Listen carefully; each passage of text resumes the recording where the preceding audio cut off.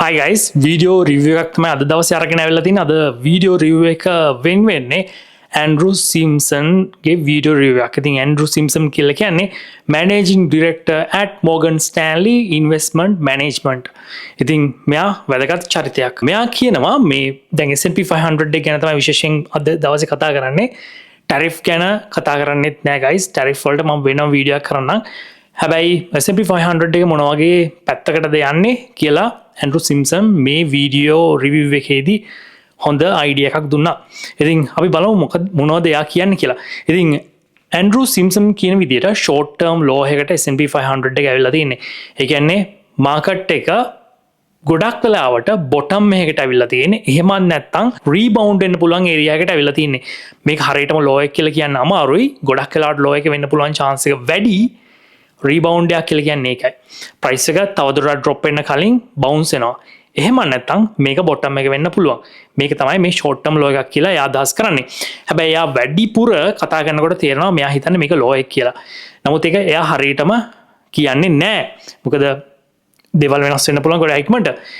ඉතින් මෙයා එකින් එක උදාහරණ අරගෙන එනවා මේක ෂෝට් ටර්ම් ලෝ එකක්. එහෙම නැත්නම් මේක බොටම් එක වෙන්න පුළුවන් chance එක මොකද්ද කියලා මෙයා එකින් එක කරුණු අරගෙන එනවා. ඉතින් අපි එකින් එක ඒ කරුණු බලමු. එකක් තමයි VIX decline එක. ඉතින් VIX අපිට බලා ගන්න පුළුවන් 0.25ක් දක්වා වැඩි වෙලා දැන් VIX එක එන්න drop වෙමින් පවතිනවා.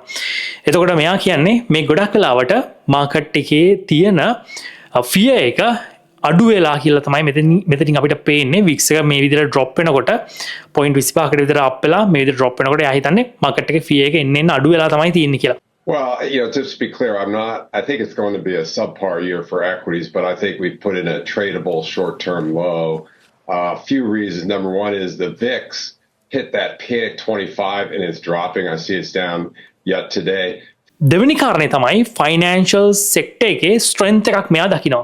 ඉතින් මෙයා සාමාන්‍යයෙන් කියන්නේ මාකට් එක තවත් ලෝ එකකට යනවා නම් නැත්නම් ඩවුන් ට්‍රෙන්ඩ් එකක නම් මාකට් එක තියෙන්නේ ෆයිනෑන්ස් සෙක්ටර් එක තමයි වර්ස් වෙන්නේ. නැත්නම් දරුණුවටම වර්ස් විදියට perform කරන්නේ ෆයිනෑන්ස් සෙක්ටර් එක. ඇන්ඩ්‍රු සිම්සන් දකින විදියට ෆයිනෑන්ස් සෙක්ටර් එක මේ මාකට් එකේ ඩ්‍රොප් එකත් එක හොඳට මාකට් එකේ අල්ලගෙන ඉන්නවා. එහෙම නැත්නම් held up well. ඒ වගේම මෙයා මේ කියන විදියට බ්ලීඩ් කරනවා මේ මාකට් එකේ මේ ක්‍රෑෂ් එක දැන් රීබවුන්ඩ් එකක් කරන්න නැත්නම් රිකවරි එකක් වෙන්න ලීඩ් කරන එක සෙක්ටර් එකක් තමයි මේ ෆයිනෑන්ස් සෙක්ටර් එක. ඉතින් මෙයා හිතනවා මේක ගොඩක් වෙලාවට බොටම් එක වෙන්න පුළුවන් කියලා මේ හේතුවෙන්. Financials were leaders going in and they actually outperformed in the downturn and they're leading coming out. That doesn't happen if we're going to have a new low. Credit spreads really didn't widen out that much. තුන්වෙනි කාරණය තමයි business uncertainty index එක. එහෙම නැත්නම් BUI එක ගැන මෙයා කතා කරනවා. ඉතින් මොකද මේ BUI එක කියලා කියන්නේ? Business uncertainty index එක කියලා කියන්නේ measure the level of uncertainty that business face regarding their future economic conditions. මේ ෆියුචර් එකේ තියෙන නැත්නම් future economic conditions එක බැලුවට පස්සේ business එකකට uncertainty එකක් පේන තියෙනවා නම් මෙන්න මේකට තමයි අපි ඒක measure කරනවා business uncertainty index එකෙන්. ඉතින් 2020 අවුරුද්දේදී COVID එක ලොකු uncertainty එකක් build up වුණා මේ businesses වලට US වල ඒ වගේම මුළු ලෝකෙටම මේක බලපෑවා. ඉතින් මෙන්න මේ කාලෙදී මේ BUI එක අප් වුණා. හරිද? මේ BUI එක අප් වෙච්ච level වලට මේ වෙනකොට මේ මොහොත වෙනකොට මේ BUI එක අප් වෙලා තියෙනවා. ඒ කියන්නේ 2020 අවුරුද්දේ මාකට් ක්‍රෑෂ් එකක් වුණා. මේ COVID එක රෂන් එකක් build up වුණා. මෙන්න මේ තියෙන BUI එකත් 2020 අවුරුද්දේදී යම් කිසි විදිහකට අප් වුණා. මෙන්න මේ levels වලට දැන් මාකට් එකේ BUI එකත් අප් වෙලා තියෙනවා. ඉතින් මෙයා කියන්නේ ගොඩක් වෙලාවට මේ සිග්නල් එක තමයි මාකට් එක රීබවුන්ඩ් එකක් වෙන්න පුළුවන් chance එකක් තියෙන level එක තමයි ඉන්නේ කියලා මෙයා මේ BUI එක දිහා බලලා කියනවා. මොකද 2020 BUI level වලටම මේ වෙනකොට BUI එක ගිහිල්ලා තියෙන හින්දා. And to Steve's point, what's fascinating is the business uncertainty index hit higher than it was in March of 2020 during COVID, and that is a tremendously good contrarian signal. එතකොට මෙයාගෙන් මේ නිවේදිකාව අහනවා තවත් ප්‍රශ්න කීපයක්. ඒක තමයි මාකට් එකේ නැත්නම් S&P 500 එකේ US stock market එකේ future එක කොහොමද දකින්නේ? මේ ඉදිරි මාස 7-8 කොහොමද දකින්නේ කියලා මෙයාගෙන් අහනවා. ඉතින් මේ අවුරුද්ද ගැන මෙයා කතා කරොත් එහෙම මෙයා හිතන්නේ S&P 500 එක ගොඩක් වෙලාවට පොයින්් 6000 ලෙවල්ස් වලට වගේ යයි මේ අවුරුද්ධ ඉවර වෙනකොට. ඉතින් ඒ කියන්නේ all time high එකට නැත්නම් S&P 500 එක all time high එකට යන එකක් නෑ කියලා තමයි මෙයා විශ්වාස කරන්නේ මේ අවුරුද්ද ඉවර වෙනකොටත්. So I'm not, I still think the market probably ends in the low 6,000s for the year, but I think this is, we've seen this low of this correction. මෙයා කියන දෙයක් තමයි මේ S&P 500 එක හොඳට පොෆෝම් කරන්නවා කියලා පේන්නේ නැති වෙන්න එක හේතුවක් තියෙනවා. ඒ තමයි Mag 7. Mag 7 කියලා කියන්නේ Alphabet, Amazon, Apple, Meta, Microsoft, Nvidia, Tesla.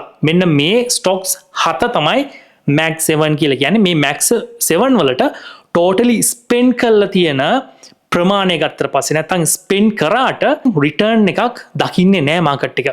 ඉතින් මෙන්න මේක තමයි ප්‍රධානම ප්‍රශ්නේ විදියට දකින්නේ. මොකද මේ Mag 7 කියන එක S&P 500 එක කියලා කියන්නේ ස්ටොක් 500ක් මේක ඇතුලේ තියෙනවා. S&P 500 කියන ඉන්ඩෙක්ස් එක ඇතුලේ. එතකොට මේ 7 තමයි මේ ස්ටොක්ස් වලින් තියෙන ලොකුම 7. හරිද?